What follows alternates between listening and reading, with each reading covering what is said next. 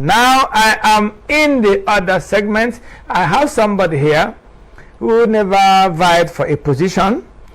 When people were angling, creating platforms to become the NUJ Chairman.Imo State, campaigning, or becoming any other head that was used, he was never in that race. But posterity now had it that he is now the current chairman of Imo State Nigerian Union of Journalists. I'm talking about no other person other than Comrade Ifeanyi Nwangoma, the new NUJ chairman Imo State. Chairman, thank you, sir. Congratulations and welcome to 60 Minutes Live. Thank you, sir. How did the magic work? Did you go to, did any pastor saw it coming that you will emerge a chairman without contesting? Well, it's not issue of, it's not rocket science. Just that I've been in the union for a very long time, and I've played a critical role in sustaining the NUJ Imo State. So during the electoral, I discovered a lacuna, that there was an argument of the youth, you need to give us chance, that old men have been have been ruling the union. So I cast on that lacuna and placed myself on the race. I passed qualifications. I was not disqualified. But before you see it, I'm on the race, and from there I became the winner. Because when the incumbent man, Chief Chris Akon, who is my mentor, saw that he is no longer in control of the journalists, especially the young ones, he accepted it and stepped down for me, and I emerged unconditionally. So that was the secret. Okay, that's a good one. So he wanted peace to reign. Yeah. Yes. Now that you are there, you have witnessed all the wars, all the fights, all the dragging, all the claims of who is authentic union leader, who is not, who is a journalist, who is not. Now that you are there, what is your agenda in reuniting all the factions, if any, and the aggrieved persons and journalists who feel one way or the other? So what is your agenda? Thank you, Dr. Nimado. You know, you are a seasoned journalist. You have experience. You have experience of unionism. One, let me correct an impression. There is no faction in Imo and NUJ. That's a very wrong notion. But we have only aggrieved members of the union who are not comfortable with certain policies of one or two administration before now. And since I emerged, I've started addressing those gray areas. I have started reaching out to some of them. Okay, because my agenda is, I have an agenda of recovery, reposition, and sensitization of the union. One, in the issue of recovery, I'm on the move to recover the union properties, no matter from all the assumed factions. I'm in charge of the new secretariat now. I have the council boss. I've recovered the council account. So I'm moving to the old secretariat to recover everything. Whatever happened in the previous is gone. Now I'm a new chairman, and my target is to bring everybody back on the page. Those who are journalists. I will not go and reconcile with somebody who is not a member of the union. But on the angle of the few aggrieved members of the union, I have reached out to some of them. They have given me their conditions. They are giving me their terms. And I've told them, no problem. This union is our own. And we are not going to run away out of it. We are not going to allow anybody destroy it. And anytime from now, some already have identified back to the union.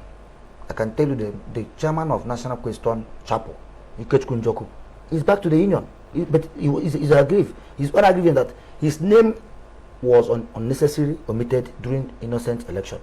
He felt bad, and for that, he has reason. So he has explained to me. I said, okay, no problem. I have seen your reasons. We are going to address it. And as I'm talking to you, he's back to the union. About more than 15 people who believe there was one thing or the other the union did to them during the previous administration are back. What of the correspondent chapel that looks like a bigger mountain or whatever? Are they back or are they? You see, correspondent chapel is like the bedrock of NUJ, and any chairman of NUJ who doesn't believe on that is taking a big risk. before my election, I consulted Professor Chapo. They told me their own grievances as a group that they were not properly represented in the ESCO. That none of the member belong to the executive. And I looked at it as it's true. Professor Chapo is not a small Chapo that NUJ can ignore. We had agreement. As I'm talking to you now, the chairman of the Chapo is solidly behind me. All the members of the Chapo are currently back, except few, about 1 or 3 persons who still have grievances, personal grievances, not Chapo grievances. Because if you call the Chapo chairman Chris Njoko or members of the executive, they tell you, they voted. If I give you the list of those who voted, Chris Njoko voted, Chosalozo voted, almost all of the colleagues of Suji, all of them who meet the constitutional requirements for voting are delegates. And I've told them, okay, for the fact you are a big Chapo, you have to be properly integrated back to the union.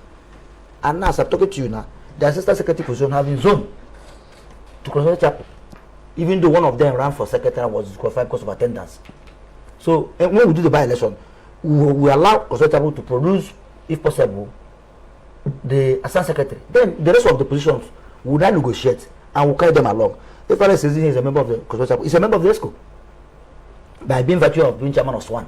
So you can see that the people we have only 3 persons, even 2 now, because one of them have called me and assured me is going to drop his. Who is it? Can't we call him? We're all colleagues. Wadike, why is Wadike? Wadike is not a member of the Professor Chapo. He's not even a member of the union. And the land is contesting an election. Yes, that's my worry. Because you see, when we talk about unionism, people don't understand what it takes to be a unionist. For the fact you are a member of NUJ, NUJ is a political group. We don't belong to political parties as a union. So is that aberration? Say somebody who says he's a party candidate, a Labour Party House of Assembly candidate. He has run for senator. From Senate, he's running for a Labour Party candidate of House of Assembly, and he still wear party cap as a candidate, and still say I'm the chairman of a union. Then some people still follow him. It don't think okay, let us now go there much. Okay, you say your agenda is premised on, is it 3R or 2R? It's 3R. It's 2R. No, it's not 3R. It's reposition, recovery, and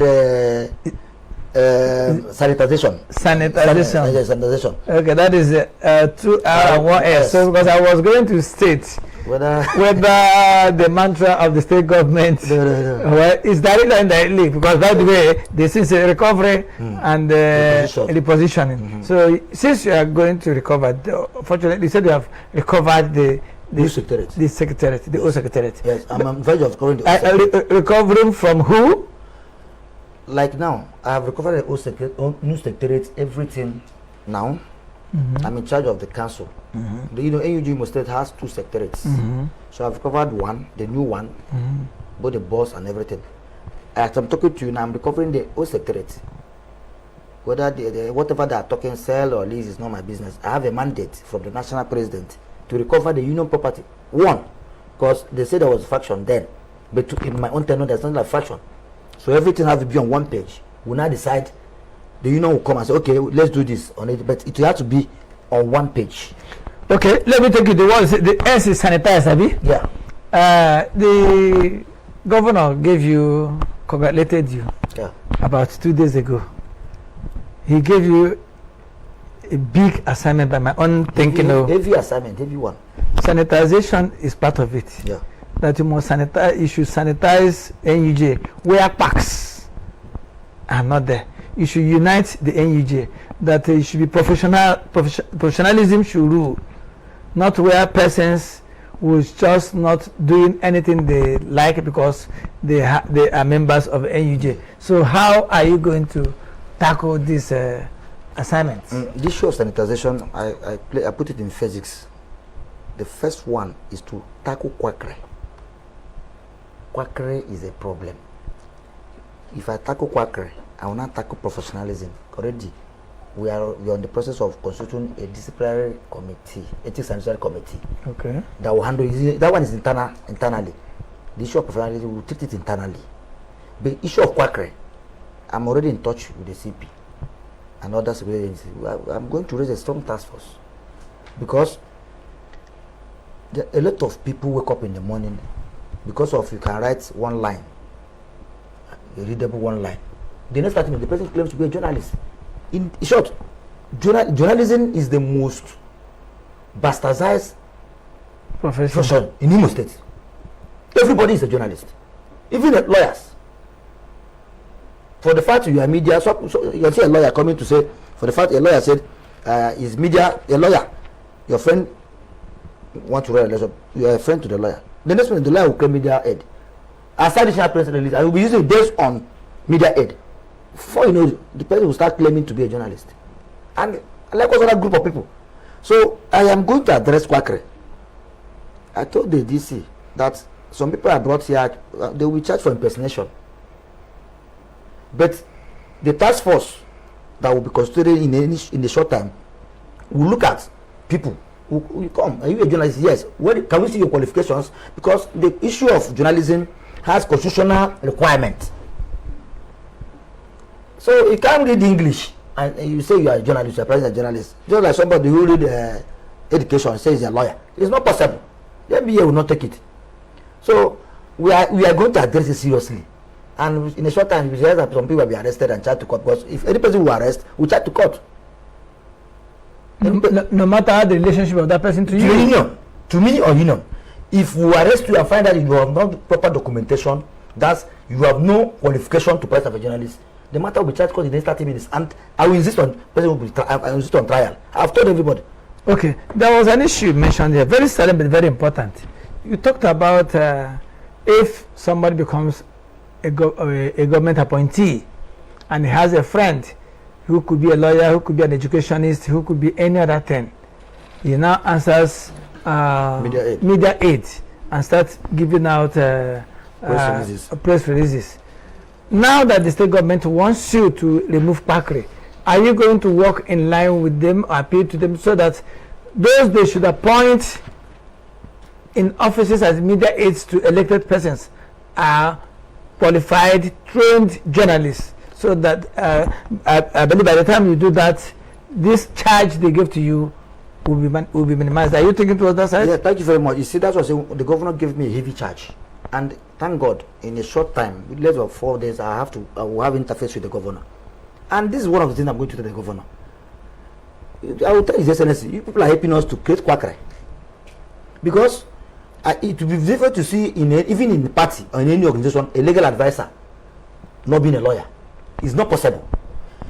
It's difficult to see in any health institution or anything that has to do with health, you not see a lawyer, a doctor being in charge of that section. So why creating people who are not journalists to be media aid, to media this, media that? So, and that's the lacuna.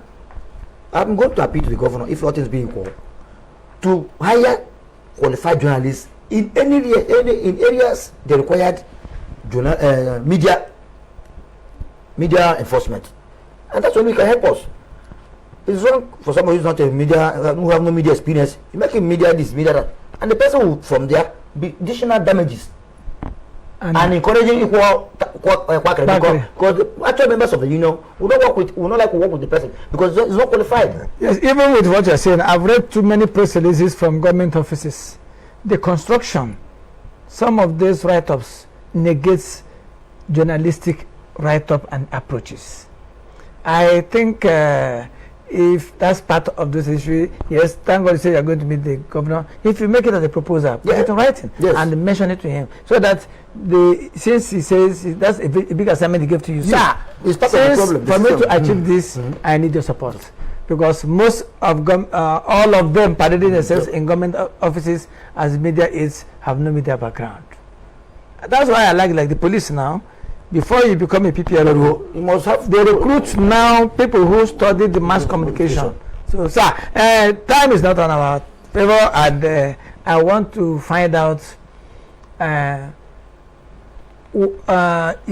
predecessor, Chief Akronye, whom you say has been your boss. Yes. How will you now ensure, because whenever somebody becomes a chairman, he fights with his predecessors, who are supposed to advise them. will your government toe that line, or will you embrace them, see them as a step through which you climb to greatness? Yes. You see, I told you that my administration, my target is inclusive NUJ. Everybody.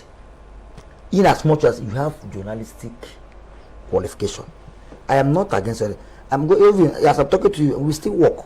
Like there's a proposal, there was a training in Enugu for Southeast. He did that proposal before I came in. I called him, Soga, this is a good one. Let's continue with that one he did. Okay, on the final note, you said there were no faction. The NUJ was in court with some other members, or some other faction, or whatever you may call it. And today, the court said it's not over, and you are here elected as chairman.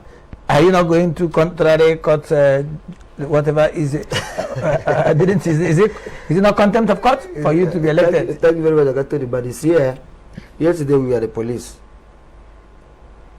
Professor Wandike did not approach any court.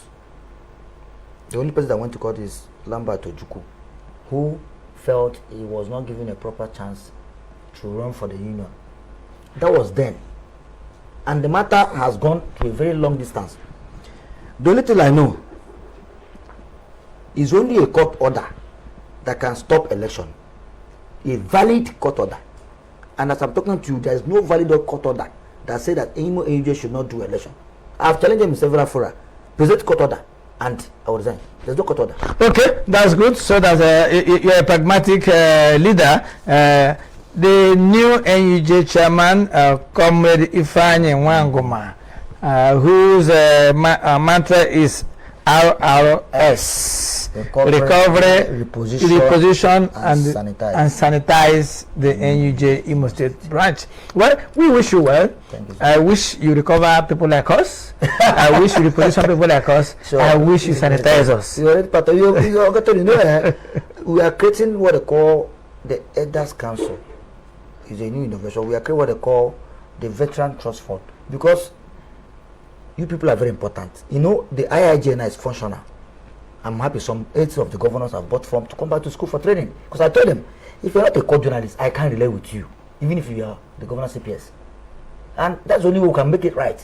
So we can get the governor well. So you have to come back. Okay. Thank you very much. Thank you, sir. Let me say once again, congratulations. Thank you. May your reign be peaceful. Amen, sir. May you be peaceful. It's already peaceful. Amen. May you recover. Amen. May you reposition. May you sanitize. So that's how much we can take today. I thank everybody that has made it possible for 60 minutes to be live to you today. And we say, God bless Nigeria and Imo State in particular.